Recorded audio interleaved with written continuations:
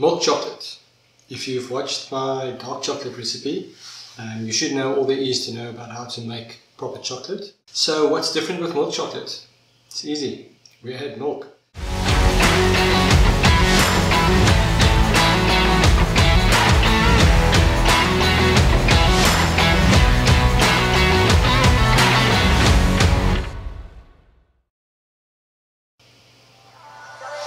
Hi guys, so welcome back. Milk chocolate. If you've watched my dark chocolate recipe, you should know everything there is to know about making chocolate, real chocolate, even if you do make it the low carb way. So what's different with milk chocolate? It's easy. We add milk. We can't add liquid milk because that breaks the chocolate. So what we're going to do is we're going to just add milk powder to our cocoa mix. And that's going to be milk chocolate, so as easy as that. So to recap, we're going to be using cocoa butter, we're going to be using cocoa powder, and we're going to be using milk powder. And as always, we'll be using xylitol for our sweetener. So let's get to it.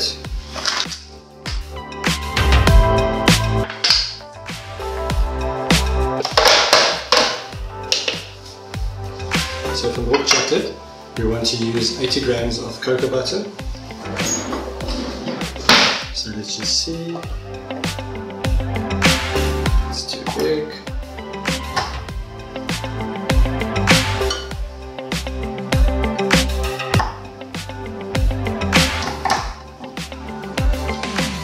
Okay, so we've got our 80 grams of cocoa butter. As always with chocolate, and if you don't know what I'm talking about, go check out the dark chocolate video.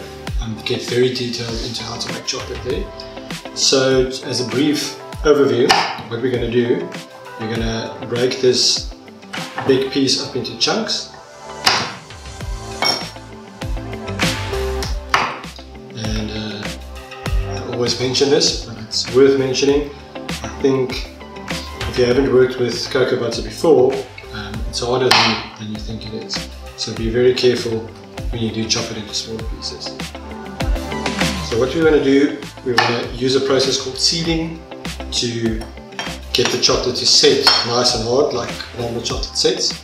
So, we're going to take about 50 grams of this original 80 gram of cocoa butter, and there's my 50, and the rest of it, the other 30 grams, I'm going to chop into even finer pieces. Okay, so what we're going to do with these is we are going to add them to our melted cocoa butter once it's melted. And this will encourage the melted cocoa butter to take on the properties of the hard cocoa butter, which will give us nice and hard chocolate once it sets, even outside of the fridge. So that's one of the processes that they use to temper chocolate. It's called seeding. So we're going to do that.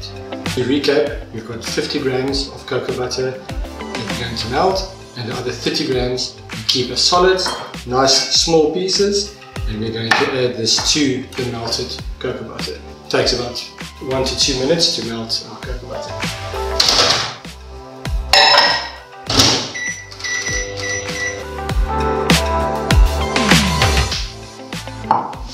So once our cocoa butter is melted, make sure that you are at a temperature of about 58 to 60 degrees Celsius.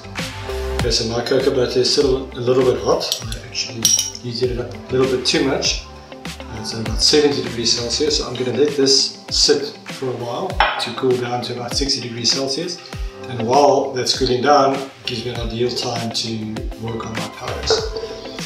So for milk chocolate, what we're going to use is 30 grams cocoa powder. We're going to use only 30 grams of xylitol, and we're going to use 60 grams of milk powder. So I'll start with the milk powder. I'm going to zero my scale with the container on it.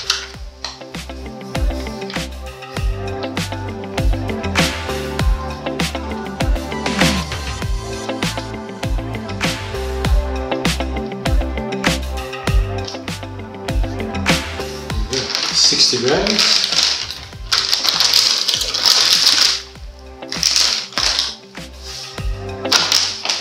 I'm going to zero it again.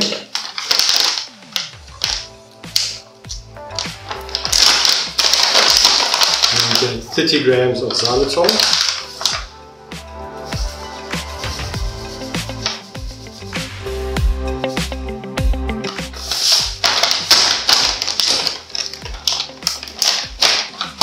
Okay, so I've got my 30 grams of xylitol added. Going to zero it once again. And I'm going to add 30 grams of cocoa powder.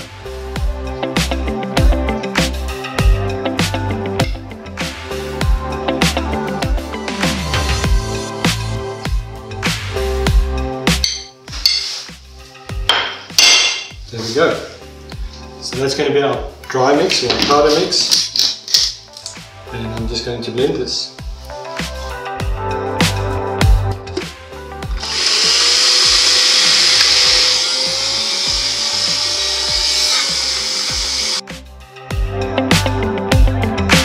So the reason why we blend our powders is to get the particle size down. We want to get it as smooth as possible. So when you make traditional chocolate, there's a whole bunch of processes. They use machines with stone grinding and stone wheels, and they grind this chocolate for 24, 48 hours, however long it is, to get the chocolate as smooth as possible. So we can't do that at home.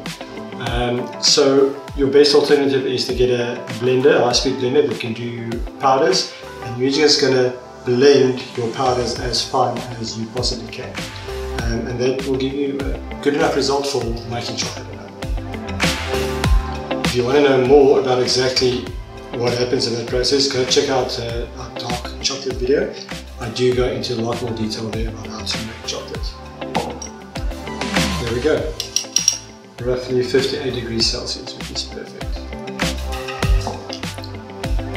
So what we're going to do now, we're going to take our solid pieces that we left, the 30 grams that we left separate.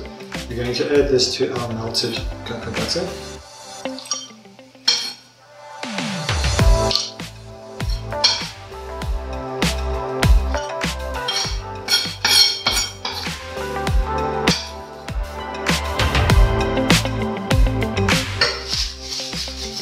Just like a metal utensil or fork works great.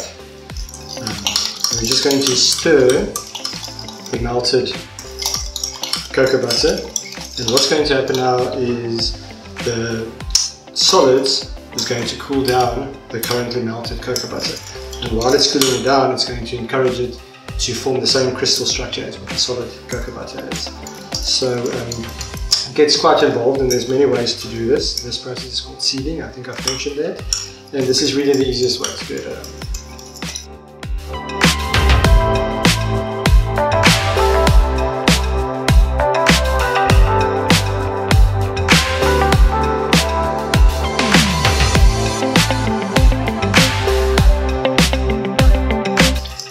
It's important, of course, to keep the butter moving while you are melting the solid pieces. This moving sort of agitates the crystalline structure of the cocoa butter, and that's what we want.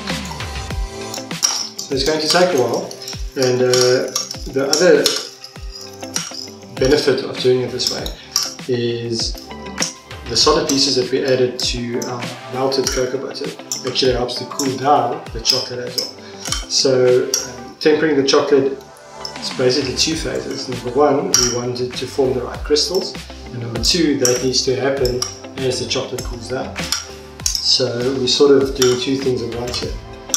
If your cocoa butter is too cool when you start this, that you'll get to a point where you'll cool it down so much that you can't melt the solid pieces anymore. And then you sort of have to start from scratch, because you can't just heat it up, because then you're going to lose the crystal structure again. So then you pretty much need to start from scratch if you want to temper it correctly. So it's very important to get your chocolate to about 60 degrees Celsius and take about 60% of your cocoa butter and melt that, and leave the rest to cool it down and to form the proper crystals.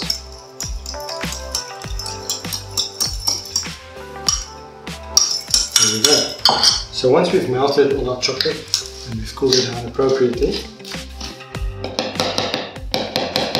we're going to take our powder and we're going to just add that to the mix for the stir.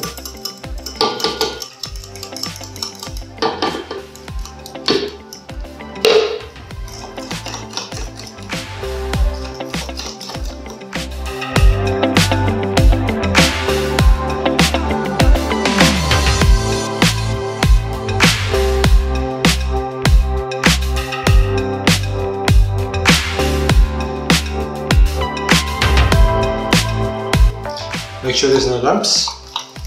You don't have to stir it too much. Just make sure there's no lumps, and you've got beautiful milk chocolate.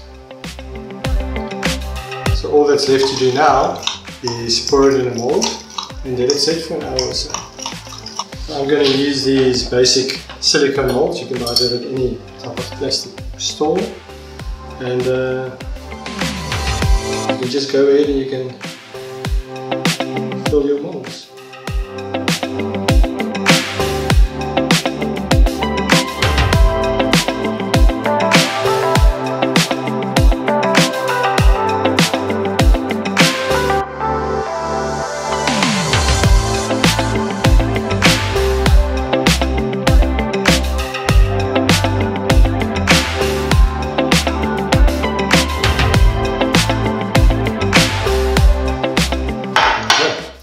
All that's left now, we just need to wait it out, and then we can enjoy our chocolate.